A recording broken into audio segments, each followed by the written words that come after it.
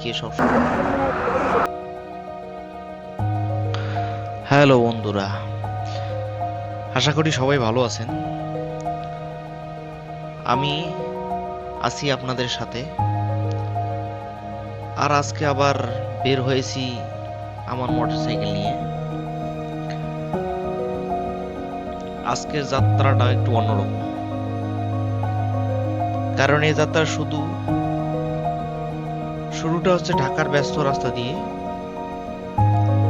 তারপর ধীরে ধীরে পেরিয়ে যাব মাওয়া হাইওয়ে। এরপর আমাদের গন্তব্য পদ্মা সেতু।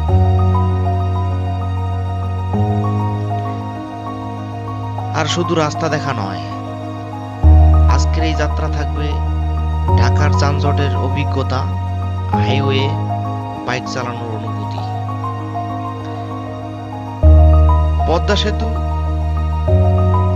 পার হওয়া, সেতুর পর কিছুটা হাঁটাহাঁটি, রেল লাইন, পাশে দাঁড়িয়ে ট্রেন দেখা এবং শেষ পর্যন্ত একটু বাদাম দুধ চা। তাই আজকের পুরো যাত্রাটা আমার সঙ্গে থাকুন। চলুন তাহলে দেরি না করে শুরু করি আজকের পথ চলা। ঢাকার রাস্তায় বাইক নিয়ে বের হলে একটা বিষয়ের সঙ্গে প্রায় প্রতিদিনই দেখা হয়ে যায়, সেটা হলো যানজট। ঢাকা রাস্তা যতই পরিচিত হোক না কেন,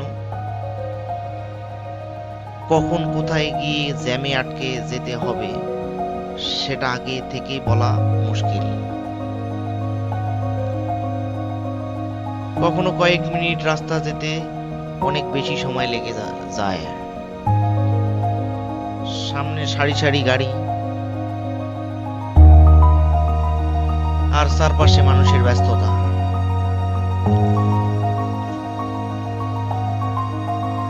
সবাই যেন কোনো না কোনো গন্তব্যে পৌঁছানোর জন্য ব্যস্ত। আমরা সেই ব্যস্ততার মধ্যে ধীরে ধীরে এগিয়ে যাচ্ছি। মোটরসাইকেল চালানো একটু সুবিধা অবশ্যই আছে, অনেক সময় ছোট জায়গা দিয়েও সাবধানে এগিয়ে যাওয়া যায়। তবে জ্যামের মধ্যে বাইক চালানো সময় সবচেয়ে গুরুত্বপূর্ণ বিষয় হলো ধৈর্য।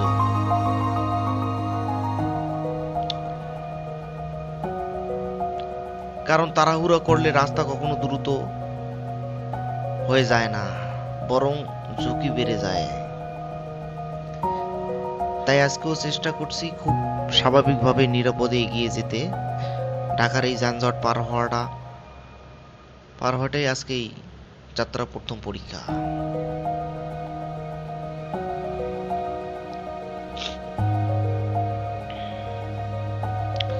এক সময় মনে হলো ঢাকার ব্যস্ততা ধীরে ধীরে পিছিয়ে পড়ে যাচ্ছে, রাস্তার দৃশ্য পরিবর্তন হতে শুরু করলো।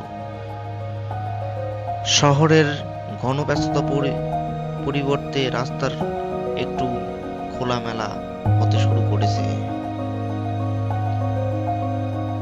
আর বাইক চালানোর সময় যখন সামনে রাস্তা টুকু ফাঁকা পাওয়া যায়, তখনই সত্যি অন্যরকম একটা ভালো লাগা কাজ করে। এই তো এবার আসল যাত্রাটা শুরু। ঢাকার জ্যাম পেরিয়ে আমরা এগিয়ে যাচ্ছি মাওয়ার দিকে। আজকের পথের সবচেয়ে বড় আকর্ষণ গুলোর একটি হচ্ছে মাওয়া হাইওয়ে।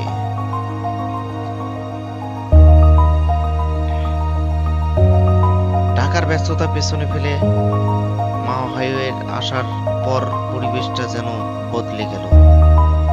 রাস্তা অনেক বেশি খোলামেলা, দুপাশে ভিন্ন ভিন্ন দৃশ্য, আর সামনে লম্বা রাস্তা। মোটরসাইকেল নিয়ে এমন রাস্তা চলার সময় একটু আলাদা অনুভূতি হয়। শহরের মধ্যে যেখানে বারবার থামতে হয়, এখানে সামনে তাকালে শুধু রাস্তা আর রাস্তা। তবে হাইওয়ে মানেই গতি বাড়িয়ে দেওয়া নয়, বরং এখানে আরো বেশি সতর্ক থাকতে হয়, কারণ বড় বড় যানবাহন চলাচল করে। তাই নিজের লেন, আশেপাশের যানবাহন এবং রাস্তার পরিস্থিতির দিকে সবসময় খেয়াল রাখতে হয়। আমি চেষ্টা করছি নিজের মতো করে শান্তভাবে রাইড উপভোগ করতে। এই কয়েক মিনিটে রাস্তার দৃশ্যগুলো দেখলেই বোঝা যায় শহরের ব্যস্ত জীবন থেকে একটু বাইরে বের হলে পরিবেশটা কতটা বদলে যায়।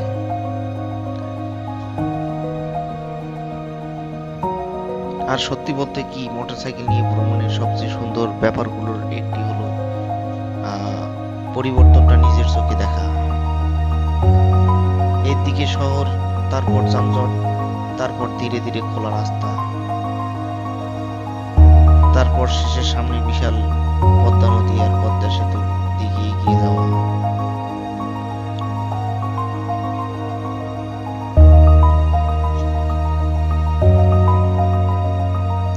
এখন আমরা এগিয়ে যাচ্ছি পদ্মা সেতুর দিকে।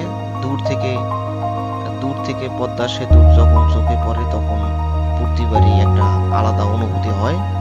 এত বড় একটা স্থাপনা সামনে দিকে সত্যি ভালো লাগে। আজকের যাত্রা অন্যতম প্রধান আকর্ষণ এই পদ্মা সেতু। মোটরসাইকেল নিয়ে এর উপর দিয়ে যাওয়ার সময় চারপাশের দৃশ্য দিকে সামনে এগিয়ে যাওয়া অনুভূতিটা আসলেই আলাদা। একদিকে বিশাল নদী, অন্যদিকে সেতুর বিশাল কাঠামো, আর আমার বাইক নিয়ে এগিয়ে চলছি। এই মুহূর্তে মনে হচ্ছে ঢাকার সেই যানজট থেকে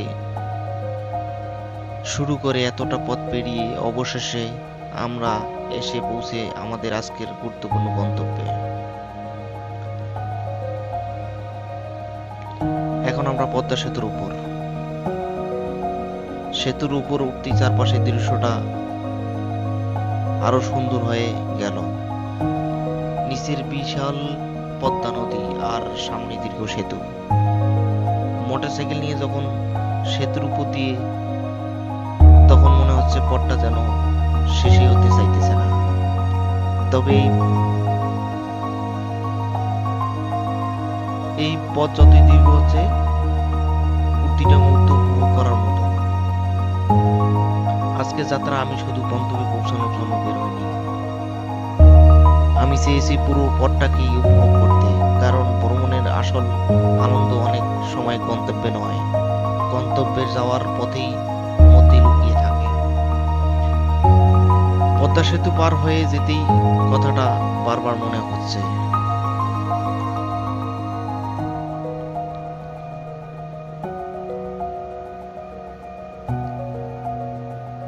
হাঁটতে হাঁটতে আবার রেল লাইনের কাছাকাছি চলে এলাম। রেল লাইন দেখেই একটা আলাদা কৌতূহল কাজ করে। দূরে তাকিয়ে মনে হয় ট্রেন আসবে কিনা। কিছুক্ষণ অপেক্ষা করার পর অবশেষে ট্রেন আসার খবর পাওয়া গেল।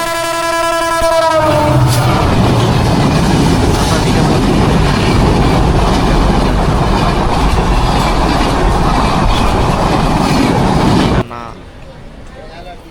না হলে তো হয়ই না। তাই আমরা চলে গেলাম চা খেতে।